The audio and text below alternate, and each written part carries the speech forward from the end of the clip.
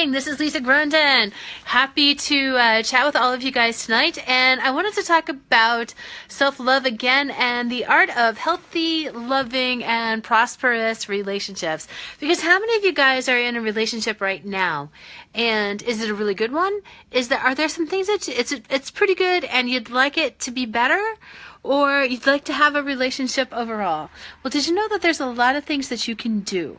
A lot of things that you can do energy-wise, a lot of things that you can do environment-wise, and a lot of things that you can do internally-wise to change up those relationships, to make them different. And we're going to cover a couple of those tonight, and that's going to be the topic all week long. So any questions that you have about relationships, please send them to me. Let me know what they are, and I will make sure that I not only answer them to you in a private message, I will also address them here in the Facebook Live. So you're in a relationship, and you've been in a relationship for a while, and yeah, you love your spouse, and maybe you're not quite getting along as well as you'd like. Maybe there's a little too much fighting, or maybe you're not spending enough time together, or things like that. And maybe it's just, it feels like just some of the romance is gone. Because, there's a lot of people a lot of guys particularly, that I have worked with in the past, and they have been so excited for the time when the kids are grown and out of the house, because now it's his time again to have his wife's attention, because the kids came first, the dog, the house, all the bills and that kind of stuff, and he's been there kind of biding his time, waiting until once again he has a little more of her attention. And so let's talk about your bedrooms. Let's talk about your bedrooms, because in your bedroom, it's where you sleep, it's where you're sleeping in the same bed, it's where you make love, it's where you have sex, it's your relaxation point, it's the most important place in your house for you to feel really comfortable, really relaxed, no stress, to just, when you come into your room, you're just kind of like, And so the first easiest thing to do, of course, is to keep it picked up. Fortunately, I am really blessed because, I am married to a man who constantly picks up. And I try to do it ahead of time to kind of keep up with him a little bit. However, it's just what he does. It's just what he does. And so in the bedroom, there need to be some softer shades. There need to be some softer shades, like some nice shades of green, some shades of green, or maybe even pink, or not the dynamic bright colors like red or orange, the vibrant, because this is the place for relaxing, chilling, sleeping, that kind of thing. And so nightstands in the room. So if you make sure that there's a nightstand on both sides of the bed, and if you have a lamp that you want to use, make sure that both sides have a lamp and that the lamp works. So what else can you do to have fun with the art of relationships? Something that I do when I work with a lot of couples is I put them back to back. And so they're heart to heart. And not only are they heart to heart, they're also not reading each other's visual cues. Because remember, communication, only 7% comes out of your mouth. And so with the rest of it, it's like, okay, what else? What else is there? So when you're heart to heart, and you just take some breaths, and you start feeling that heart. You start feeling that heart. And then, maybe the anger that you feel about the day or some other thing, it kind of diminishes a little bit.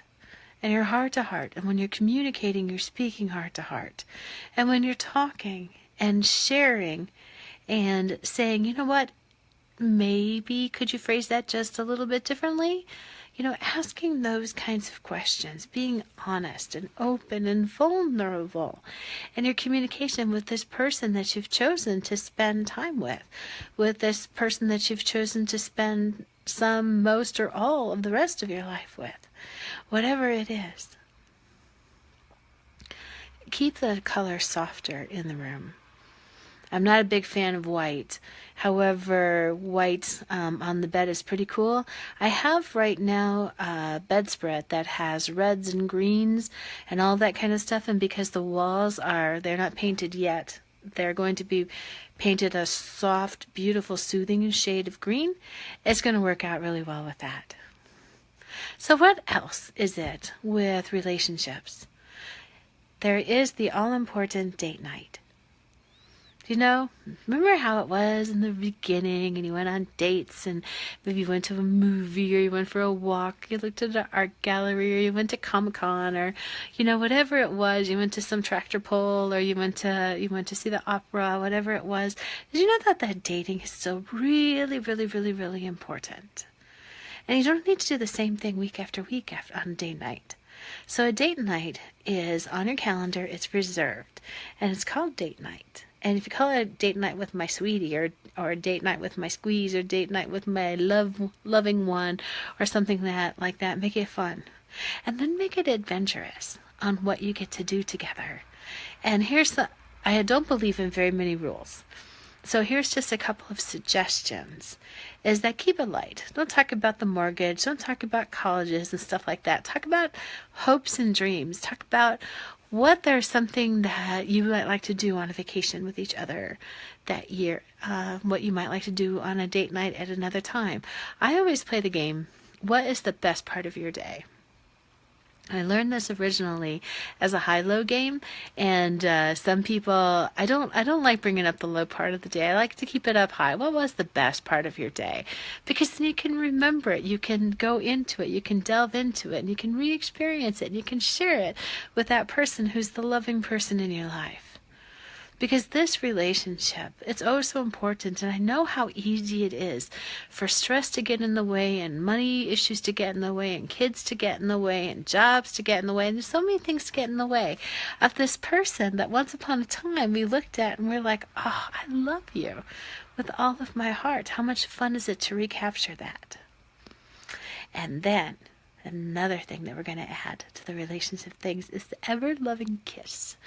So remember in the beginning we used to kiss a lot and kiss a lot and kiss a lot and kiss a lot. You were making out.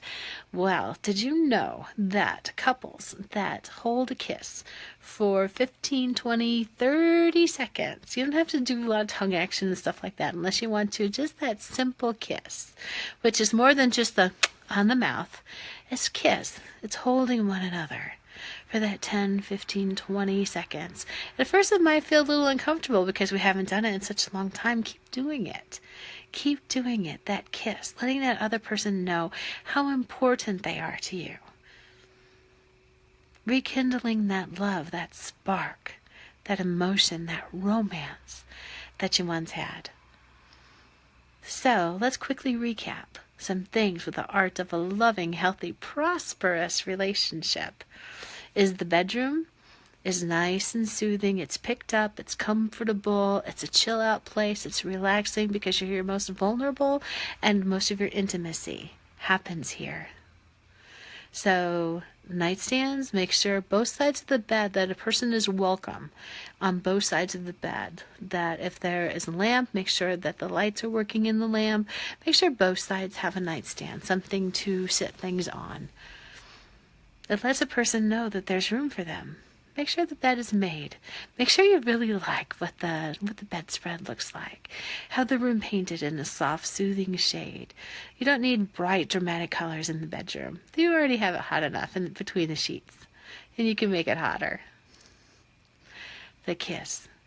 The ever, ever wonderful, sustaining kiss. It has been, studies have shown that couples that kiss for this 10, 15, 20, 30 seconds, at least twice a day, have a much better, healthier, loving, intimate relationship.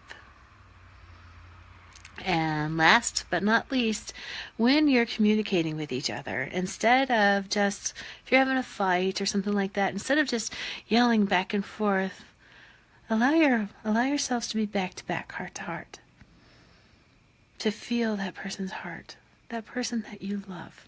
To feel their heart.